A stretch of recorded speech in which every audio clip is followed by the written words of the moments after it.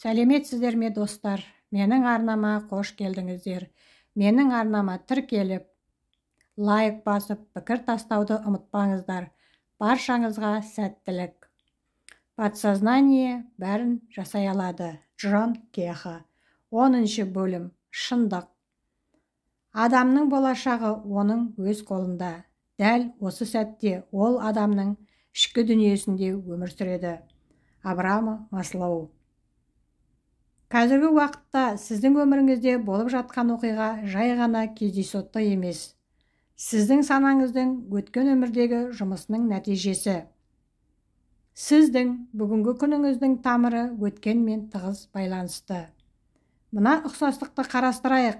Сіз аспанға қарап, жұлдыздарды көргенде, шын мәнінде олардың өткен өмірлерін көресіз. Өйткені ол жұлдыздардың кейбіреулері қазір жоқ. Жұлдыздар бізден жүздеген және мыңдаған жарық жылдар қашықтықта орналасқан, және олардың жылдамдығы барлығы секундына 186 000 миль. Ал олар жүздеген және мыңдаған жылдардан кейін ғана жерге оралады. Осылайша, біз бақылайтын жарық жұлдыздардан жүздеген жылдар бұрын шыққан. Бұл жұлдыз 25 жыл бұрын жарылып немесе сөніп қалуы мүмкін еді. Бірақ жұлдыздың өзі әлде қашан жоғалып кеткенімен, біз оның жарығын әлі де көріп тұрмыз, және тағы 100 жыл бойы көреміз. Мидың күшін пайдаланған кезде осы ұқсастықты әрқашан есте сақтаңыз. Өйткені өз ойыңызды өзгерткен кезде, сіз өмір сүріп жатқан шындықтың өзгергенін бірден байқамайсыз. Ескі шындықта өмір сүруді жалғастыра отырып, сіз жаңа сананы дамытқан кезде әрқашан уақыт кезеңі болады. Бұл не болатынын күту кезеңі өте маңызды. Осы уақыт ішінде сіздің мінез құлқыңыз, сіз жасағыңыз келетін жаңа шындықты тездетеді немесе баяулатады. Өзгеріс болып жатқанына күмәндануыңыз мүмкін. Уақытты босқа өткізіп жатырмын деп ойлап, көңіліңіз қалуы мүмкін. Миыңыз сізді алдауға тырысады. Ештеңе болмайды, бәрі пайдасыз деп сыбырлайды. Мұндай ойлар өте табиғи және әрқайсымыздың басымызға келеді. Оларға мән бермеңіз, тек шыдамды және жігерлі болыңыз. Бастаған істі жалғастырыңыз. Шындық тұрақты және өзгермейтін нәрсе емес, процесс екенін есте ұстаған жөн. Барлық нәрселер тұрақты түрде өзге нәрсеге айналу күйінде болады. Сіздің өміріңіздің жағдайлары да үнемі өзгеріп отырады. Сондықтан, сіз өзіңізге ойларды үнемі қайталайтын болсаңыз, олар жаңа шындықты жасамауы мүмкін емес. Бұл ойлануға тұрарлық. Кез келген жағымсыз ойларды елемей, осы жаттығулардан рахат алыңыз және демалыңыз. Әр нәрсенің өз уақыты бар.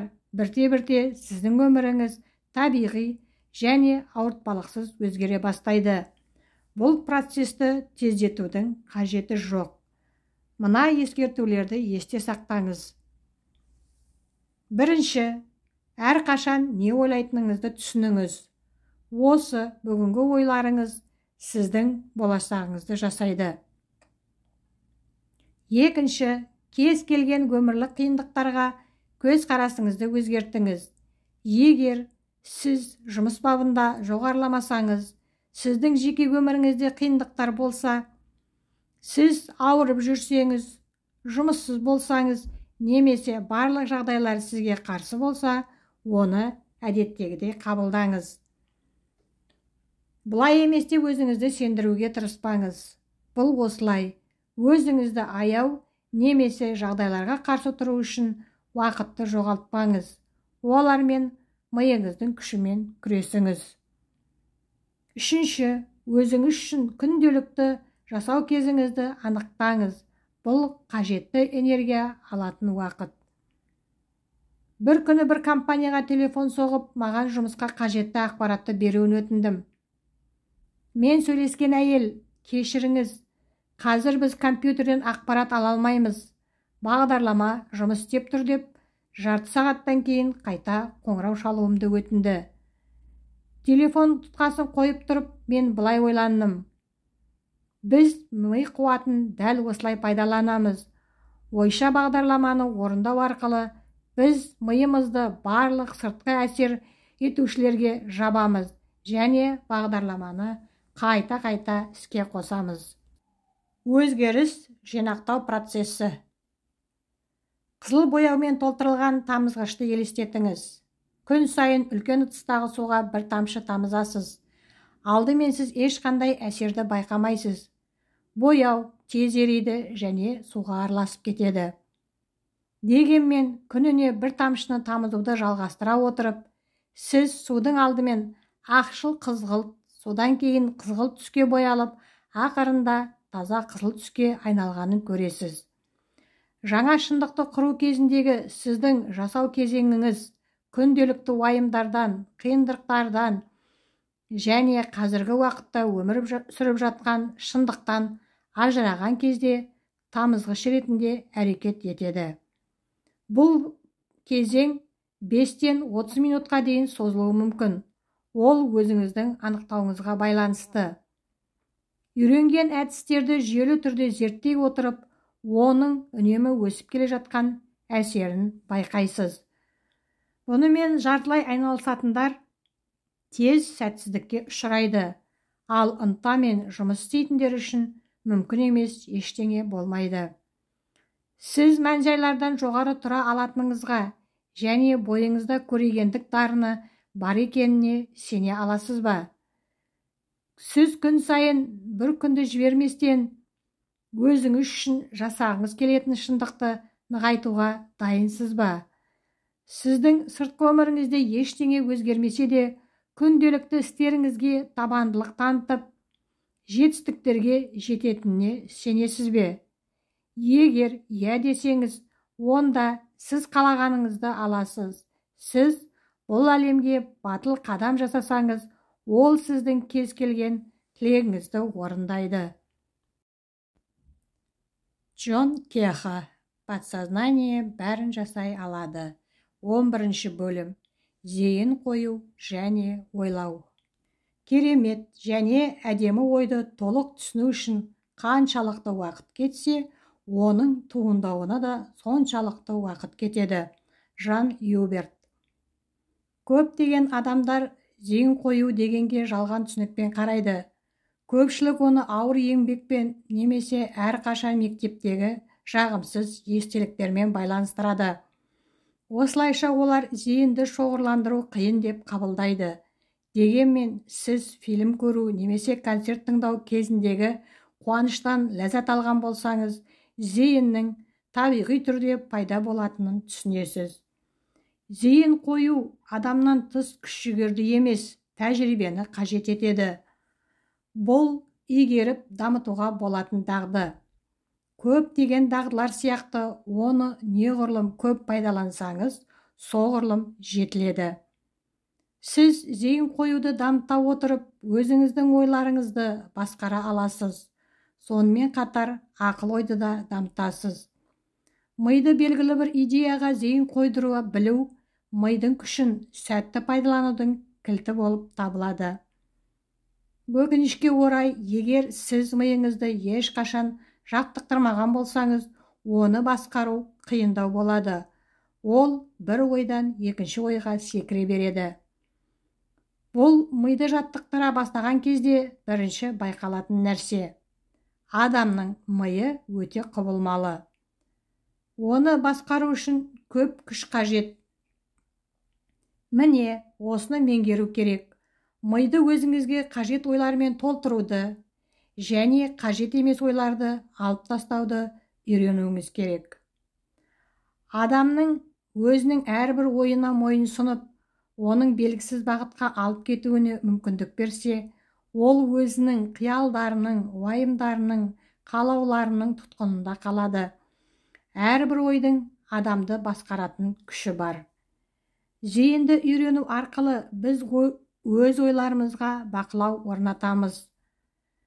Миды шоғырландыруды әртүрлі әдістермен бағындыра білсек, оны тәртіпке келтіреміз.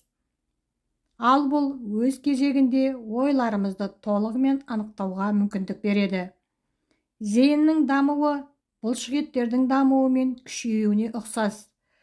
Спорт залдағы сабақтарды тастап кеткеннен кейінгі бірінші жаттығуда сіз қатты шаршағаныңызды және жағымсыз екенін байқайсыз. Бірақ белгілі бір бағдарлама бойынша күн сайын немесе күн ара жаттығуды жалғастыра отырып, сіз оның қаншалықты жағымды және қызықты екенін түсінесіз. Сонымен қатар сіздің әл-ауқатыңыз жақсарады, төзімділік артады және жалпы физикалық тұрғыдан өзгерістерді байқайсыз. Мидың спорт залында жұмыс істегенде де дәл осындай жағдай болады. Сіздің миыңыз тәртіпке сай емес, сондықтан зейінді шоғырландырудың алғашқы әрекеттері қарсылыққа тап болады және осыған дейінгі ақыл-ой жаттығуларын жасағандай нәтижелі болмайды. Мұны есіңізде сақтаңыз және мұндай жағдай сіздің басыңыздан бірнеше рет қайталанса, көңіліңізге алмаңыз. Шыдамды болыңыз және осы жаңа дағдыны үйренуге өзіңізге уақыт беріңіз. Тұрақты жаттығулар ғана оң нәтиже береді және нәтиже міндетті түрде болады. Маған сеніңіз. Ойлау менің ойымша зейін қою дағдыларын дамытуға қолайлы жалғыз әдіс. Олар сіздің ойыңызды шыңдап қана қоймайды, сонымен қатар сіз оқып жатқан кез келген мәселені тереңірек түсінуге мүмкіндік береді. Ойлау жаттығулары біздің сабақтарымыздың ажырамас бөлігі болып табылады. Қандай мәселе болмасын, ойлау арқылы біз терең, жасырын мағынаны түсіну үшін оның бетінде жатқан идеяларды, шындықтарды және заңдарды бұзамыз. Адамзат тарихында ең ұлы суретшілер, өнертапқыштар, тылсым және көріпкелдер өз білімдерін осылай шыңдаған. Терең ойларсыз көптеген құбылыстардың құпиясын, пердесін ашу мүмкін емес. Сондықтан адамдардың көпшілігі айналасындағы шындыққа зейінсіз қарайды. Біз қаншалықты жиі фактілер мен логикалық дәлелдер келтіре отырып, тақырып туралы бәрін білеміз деп өзімізді алдаймыз. Біз бір нәрсені білуіміз мүмкін, бірақ бұл бірдеңе барлық картинаның кішкене бөлігі ғана болуы мүмкін. Әрине біз бәрін толық білмейміз. Бір мысал келтірейін. Пісіп, шырыны ағып тұрған қызанақтың әлі өте кішкентай және жасыл кезінде жұлынып алынған қызанақтан айырмашылығы неде? Піспеген қызанақты жеу арқылы сіз қызанақтың дәмін білдім деп айта аласыз және олардың ащы және дәмсіз екенін айтуыңыз да дұрыс. Бұл сіздің тәжірибеңізден туындайды. Бірақ мұнда сіз шырынды піскен қызанақтың дәмін тата отырып, бұрын қателескеніңізді түсінесіз. Сіздің қызанақ туралы біліміңіз айтарлықтай жақсарды. Өйткені қазір сіз екі түрінде жеп көрдіңіз және айырмашылықты байқадыңыз. Жасыл қызанақтың әлеуеті алғашында жасырын болды. Сол сияқты бұл кітапты оқып шыққаннан кейін сіз енді мидың күші қалай жұмыс істейтінін білемін деп айта аласыз және проблема туралы негізгі түсініктер пайда болды. Бірақ кітапты оқып қана қоймай, онда сипатталған әдістерді іс жүзінде қолданып көру әлде қайда маңызды. Мұны үйрену арқылы сіз тек теориялық біліммен қаруланған адамға қарағанда ми күштерінің құпиясын түсінуге көбірек мүмкіндік аласыз. Проблеманы ой елегінен өткізу ғана оны тереңірек түсінуге мүмкіндік береді. Қалай ойлау керек? Біз ойланған кезде миымызды шамның сәулесі сияқты қажетті ақпаратты табу үшін пайдаланамыз. Ойлау бұл идеяны, ойды немесе шындықты қабылдау және оны терең зерттеу. Бұл миды тәртіпке келтіреді, оны үнемі ой тақырыбына назар аударуға үйретеді. Ал сіз мәселенің мазмұнын қайта-қайта қарап, ой елегінен өткізе отырып, жасырын байланыстарды орнатып, бұрын байқалмаған байланыстарды ашасыз. Сізді не шабыттандыратынын, немесе нені тереңірек түсінгіңіз келетіні туралы ойлануға болады. Мысалы, ойлаудың нақты күші бар деген сендіруді қарастырғыңыз келді делік. Бақылау үшін сағатты пайдаланыңыз. 5 минуттан кем емес және 10 минуттан аспайтын ойлану жаттығуларын орындауды ұсынамын. Ойдың нақты күші бар деген фактіге зейін қоюды бастаңыз. Бұл туралы ойлауға терең бойлау арқылы осы мәлімдемеде өзіңізді толығымен жоғалтыңыз. Өзіңізге сұрақтар қойыңыз. Бұл нені білдіреді? Бұл қандай мағынаны білдіреді? Бұл маған қалай әсер етуі мүмкін? Осыдан пайда көре аламын ба? Мидың керек ойлардан бас тартуына жол бермей, берілген уақыт ішінде бұл туралы ой жүгіртіңіз. Егер сіздің ойыңыз ойлану кезінде үнемі ауытқып кетсе, және бұл міндетті түрде болады, оны ақырын, бірақ міндетті түрде ойлану тақырыбына қайтарыңыз. Ойлану жаттығулары кезінде сіздің ойыңыз 5 минут ішінде 10-20 рет тақырыптан ауытқып кетуі де мүмкін. Жаттығу кезінде сіздің ойыңызға толығымен өзге ойлар да келуі мүмкін. Өткен күннен естеліктер, аяқталмаған істер туралы ойлар, сондай-ақ әртүрлі тілектер, уайымдар мен қиялдар мида еріксіз пайда болады. Олар сіздің назарыңызды шашыратуға тырысады. Оларға сіздің басты ойларыңыздан алаңдатуына жол бермеңіз. Миыңызға қажетсіз ойлар кіргенін байқаған кезде оларды ұмытыңыз. Тоқтаған жеріңізден ойлауды жалғастырыңыз. Сіздің миыңыз әлі тәртіпке келмеген және бұл жұмыс тәртібіне үйренбеген. Оған кез келген нәрсе туралы ойлану және өзіне көбірек ұнайтын нәрсеге зейін бөлу оңайырақ. Көп ұзамай ол оны жалықтырады, ойланатын ештеңе жоқ деп шешеді, ойлар мазасыз болады. Бұл сезімдерді елемеңіз, бірақ оны ойлаудың негізгі тақырыбына қайтарыңыз. Оған белгіленген уақыт шегін үнемі еске түсіріңіз. Бұл шын мәнінде ақыл үшін тамаша гимнастика. Енді сіз миыңызды бағыттай және басқара аласыз. Керісінше ол сізді емес. Егер сіз бұл жаттығуды күндер, апталар бойы орындасаңыз, екі нәрсе болады. Біріншіден, миыңызды тәртіпке келтіріп, оны осылайша жаттықтыру арқылы сіз зейінді жинақтау, белсенділік пен шығармашылық қабілетіңізді дамытасыз. Екіншіден, сіз ойлап жатқан нәрсе осы уақытқа дейінгі шектеулі логикалық түсінігіңізге қарағанда әлде қайда тереңірек болады. Медитация кезінде белгілі бір шындық ашылғандай қуанышты толқу мен ағартушылық сезімін байқайсыз. Ойыңызға келген жаңа ойлар мен идеяларды қағазға түсіру үшін әрқашан қолыңызда қарандаш пен қағаз болғаны дұрыс. Сіз идеяларды сезімділік деңгейінде қабылдайтыныңызды көресіз және бұл қарапайым логикалық ойлаудан әлде қайда тиімді. Осылайша сіз мәселені тереңірек зерттей аласыз. Мидың жасырын күшін жаттығулар арқылы дамытуға болады. Дұрыс, тиімді ойлау қабілеті тәжірибемен бірге келеді. Ойлау арқылы зейінді шоғырландыру қабілетіңізді дамытуды бүгіннен бастаңыз.